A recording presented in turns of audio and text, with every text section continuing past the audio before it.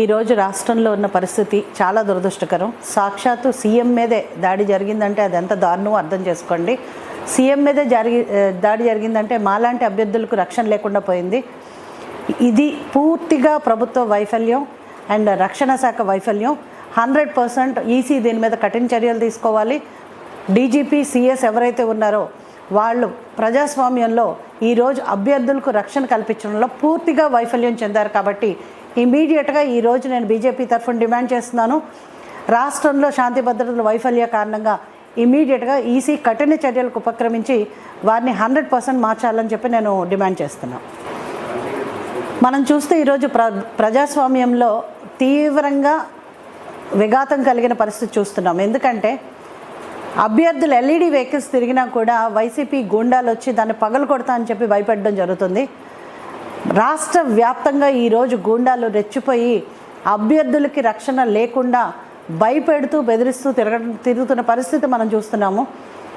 అదే నిదర్శనం ఏంటంటే ఈరోజు సీఎం గారి విషయంలో కూడా జరిగిన దారుణం.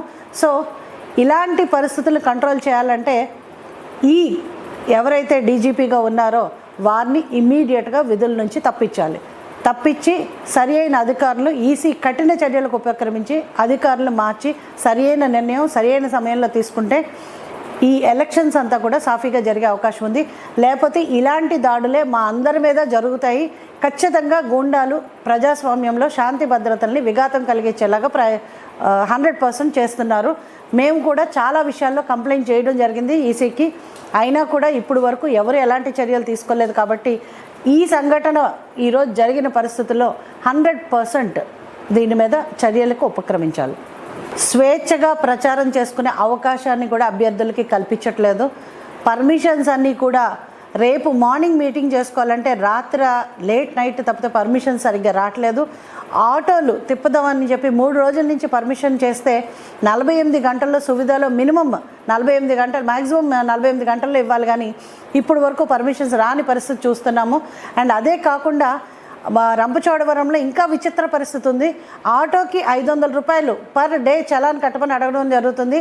అంటే ఆటో పెట్టుకున్న ప్రతి బైక్కి కూడా ఎలక్షన్ కమిషన్ ఎలాంటి నిబంధనలు ఇవ్వకపోయినా కూడా మన్యం జిల్లాలో అధికారంలో ఉన్న వాళ్ళు ఎవరు కూడా ఆరో కూడా అడగకపోయినా కూడా రంపచోడవరంలో ఒక విచిత్ర పరిస్థితి. అందులో 500 రూపాయలు చలాన్ కట్టమని చెప్పి వాళ్ళు బెదిరించి చలాన్ కడితే తప్పితే పర్మిషన్స్ ఇవ్వము అని చెప్పి రిజెక్ట్ చేయడం జరుగుతుంది. ఎలాంటి ఆదేశాలు చూపించమన్నా చూపించట్లేదు, రిటర్న్గా ఇవ్వమంటే ఇవ్వట్లేదు, పర్మిషన్స్ మాత్రం రిజెక్ట్ చేసి కూర్చుంటున్నారు. సో ఇది చాలా తీవ్రంగా ఖండిస్తున్నాను. అధికారుల వైఖరి చాలా తీవ్రంగా ఖండిస్తున్నాను. ఇది ఇమీడియట్గా ఎవరైతే మన చీఫ్ సెక్రటరీ గారు ఉన్నారో వాళ్ళు కూడా దీని మీద రియాక్ట్ అవ్వాలి. అలాగే ఎలక్షన్ కమిషన్కి 100% నేను విజ్ఞప్తి చేస్తున్నాను. ప్రచారం స్వేచ్ఛగా చేసుకునే హక్కు ప్రతి అభ్యర్థికి ఉంది.